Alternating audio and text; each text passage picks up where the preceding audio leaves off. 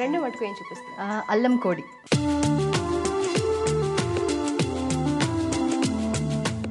So అల్లం కోడికి కావాల్సిన పదార్థాలు ఏంటో చెప్పండి. అల్లం వెల్లుల్లి పేస్ట్, పచ్చిమిర్చి పేస్ట్, ఉప్పు, పసుపు, కారం, నూనె, గరం మసాలా, ఉల్లిపాయ ముక్కలు, జీలకర్ర పొడి, కరివేపాకు, చికెన్ ముక్కలు. ఓకే, ముందుగా దీనికి మనం ఏం ప్రిపేర్ చేసి పెట్టుకున్నామా? పచ్చిమిర్చి పేస్ట్ ఒకటి అంతే. సో ఫస్ట్ ఏం చేయాలి? ఫస్ట్ ఇది ఆన్ చేయాలి. ఓకే, ప్రాసెస్ మీరు చెప్తారా? ప్రొసీజర్ చెప్తాను. నేను మిస్టేక్ చేస్తే మాత్రం నేను చెప్తాను. Okay, checking. వాటర్ వేయండి. సరిపోతుంది. వాటర్లో కొంచెం సాల్ట్ వేసుకుని స్పూన్. ఒక 1 స్పూన్ సరిపోతుందా? వాటర్ కొంచెం బాయిల్ అవుతుంది, సో చికెన్ వేసేస్తాం. ఓకే,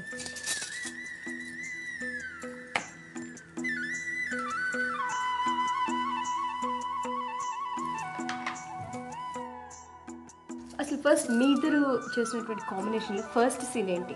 దానికి ముందు ఈ కాంబినేషన్ కూడా వర్కౌట్ అవుతూ ఉండాలండి. అయ్యో, ఇది కూడా స్టార్ట్ చేసి మిమ్మల్ని ఇంక మాట్లాడేది ఇది అయ్యే వరకు.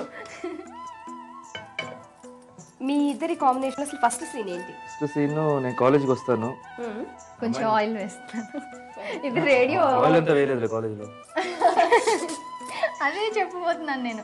ఏదో మూవీలో అన్ని రేడియో ఛానల్స్ మారి మారి తలకి నూనె పెట్టాలి, తర్వాత కాళ్ళు 2 విరిచి అని చెప్తుంటారు. అలాగే అయిపోయింది ఇది. ఇప్పుడు చెప్పండి.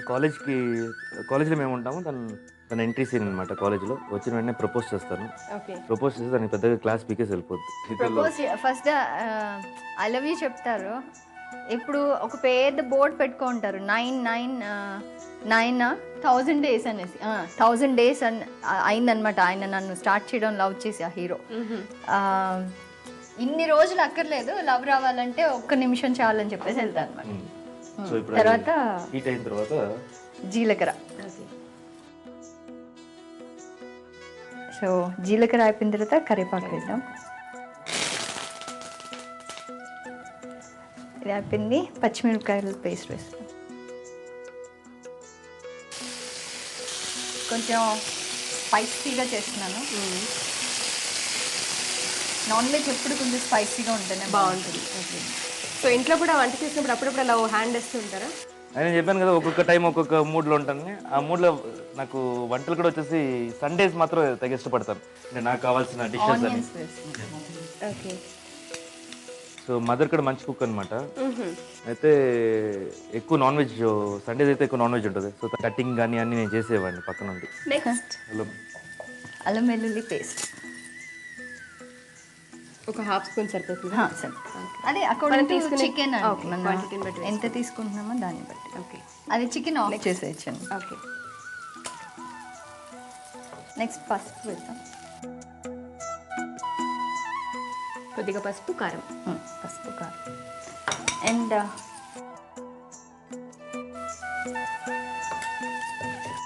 జీలకర్ర పొడి. ఓకే, తర్వాత గరం మసాలా పొడి,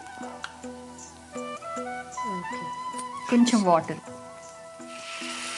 చాలా ఇంకో కొంచెం ఫైన్. మళ్ళీ చికెన్ వేసేటప్పుడు కొంచెం వాటర్ యాడ్. చికెన్ వేసేసండి దీనిలో. మీదే ఊరండి? మాది విజయవాడ అండి.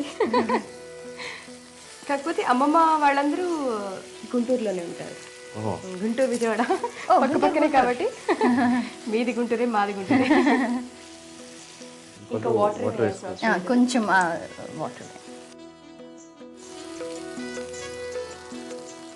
చూడడానికి మాత్రం చాలా బాగుంది. టేస్ట్ కూడా బాగుంటుంది, డోంట్ వరీ. గార్నిష్. ఇవి అల్లం ముక్కలు, అల్లం కోడి రెడీ అయిపోయింది. ఓకే, వేడివేడిగా అల్లం కోడి రెడీ అయిపోయిందండి. మరి మీరు కూడా ఇంట్లో ప్రిపేర్ చేసుకోవాలనుకుంటున్నారా?